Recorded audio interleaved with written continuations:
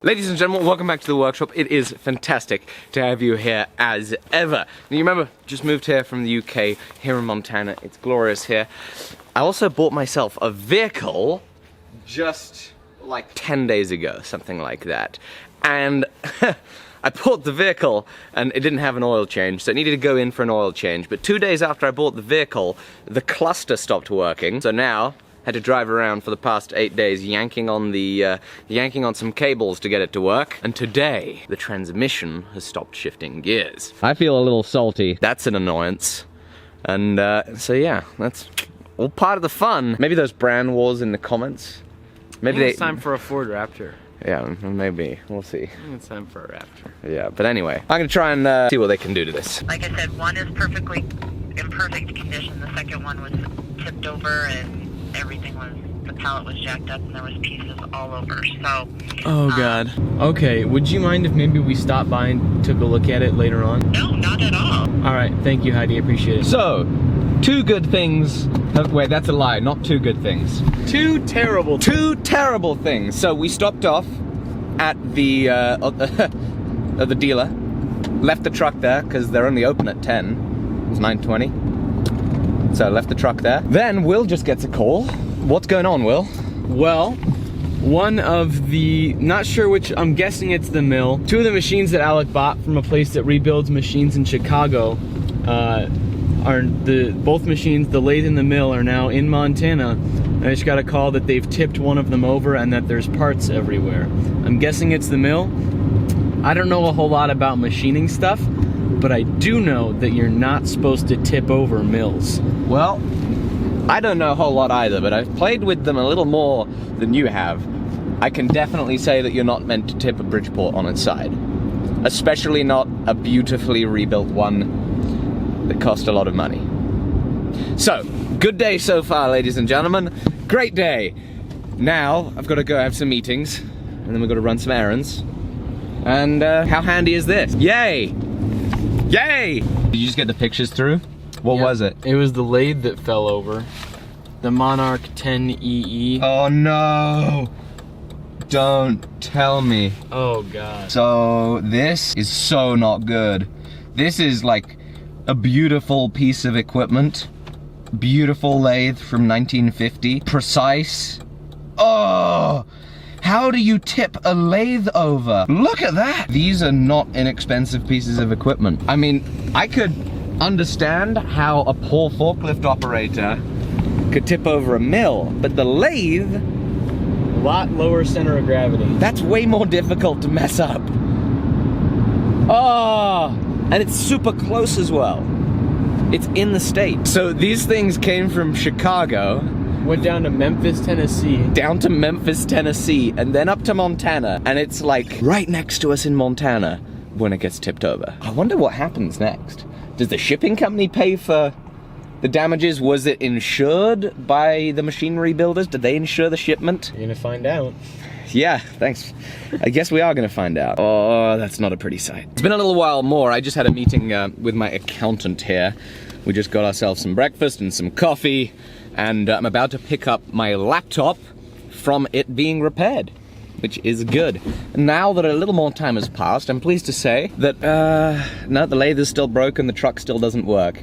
Oh well, but, I mean, we can try to laugh about it. We got a package. Oh, we did!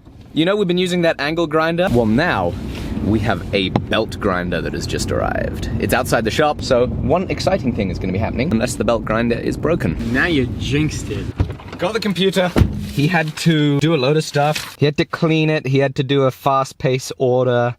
He had to put a new top case in. So this is completely new on this. Oh yeah, because I dropped it once, and now the dents aren't there. That's great. So I have a new keyboard and a functioning laptop, and that only cost me, let's not talk about it. Let's go run some errands, then go back to the shop, and, oh, actually no, let's go run some errands, then let's go have a look at our broken lathe. Woo! I think not.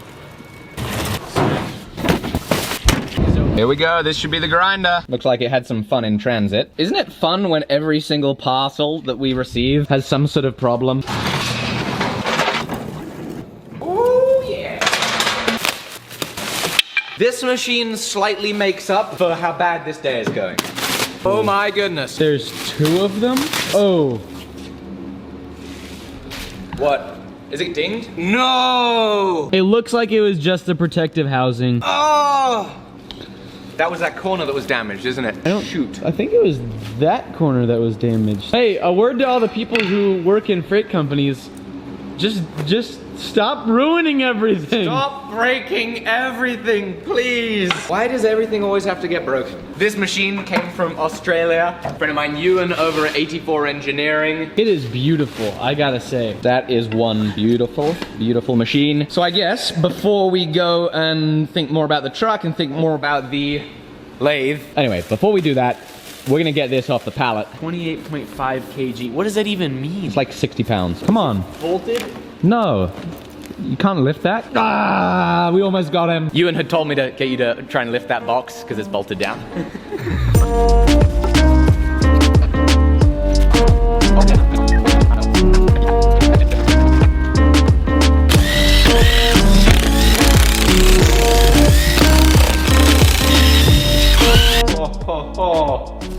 Oh boy.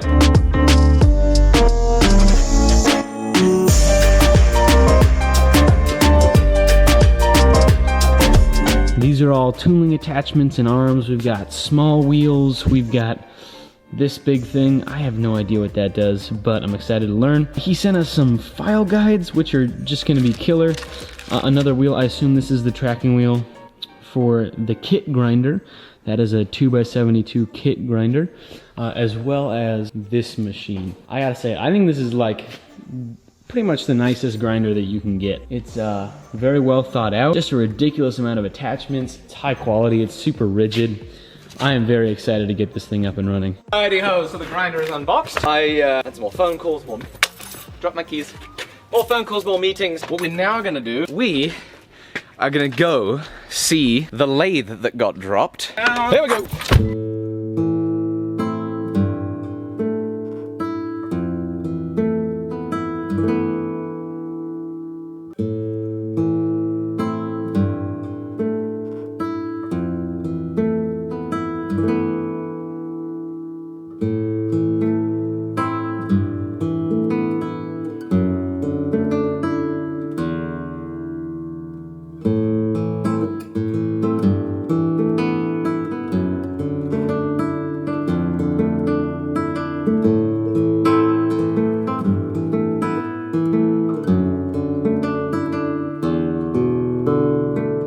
This is pretty sad. So what it looks like happened. This pallet was down on the ground like this, and they tried to load it into a truck this way. They couldn't get the forks in because there were the 4x4s, and so somebody probably went, oh, I know what I'll do. I'll just push it with my forks to push it in, or I'll just try and get under it with my forks.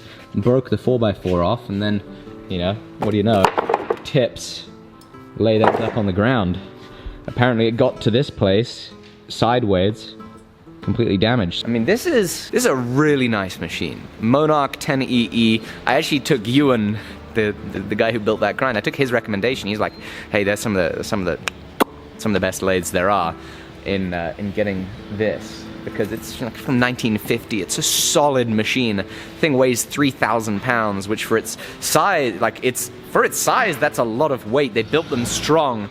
To be able to be a super precise, beautiful tool room lathe. And yeah, bought this Bleeding oil from Chicago, actually from a machine rebuilding company, and so it was in good shape. And then, like, look at that. This is what it now looks like. Handle's broken. Look at this. It's completely totaled. Look at that handle. That doesn't look like that. The knurling on here is just beautiful. Like it was almost new. This was a fabulous machine. You know, now, sadly, that's what's left of this beautiful piece of history, this beautiful tool. This tool, I mean, this was an investment that I really wanted to, you know, keep for a long time. You know, it's a special piece of equipment. I'm really, really sad about that. And then what happened over here, this is the Bridgeport. Beautiful rebuilt Bridgeport.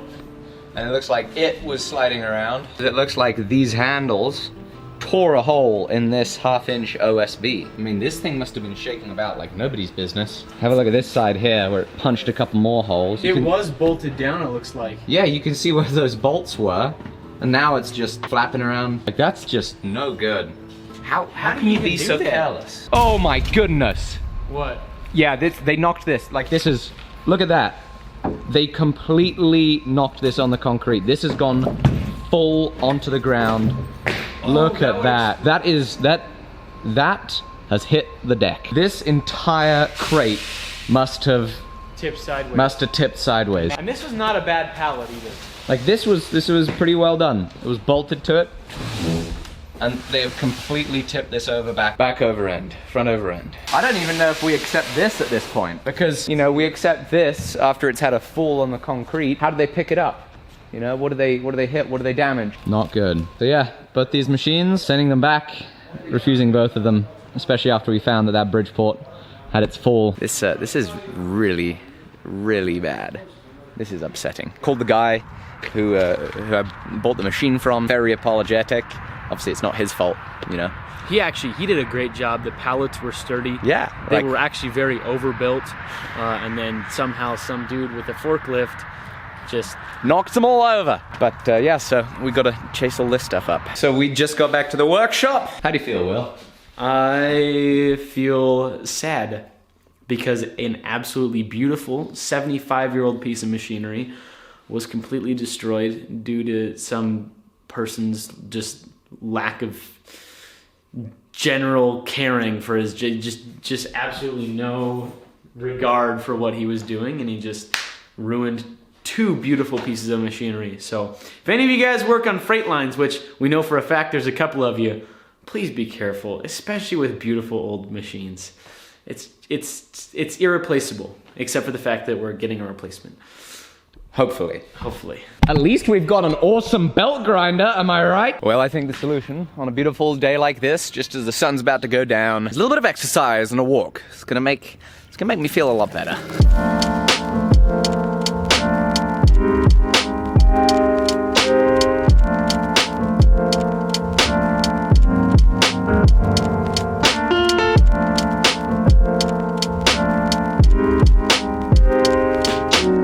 That was a phenomenal hike. It is good to get some exercise, get some fresh air, especially in such a beautiful place. It is such a big reason I moved here, is this incredible nature. Certainly makes me feel a lot better about what was until then a disaster of a day. Thank you for hanging on with me through these trials and tribulations of setting up a new workshop, getting everything sorted over here. I hope you're enjoying it.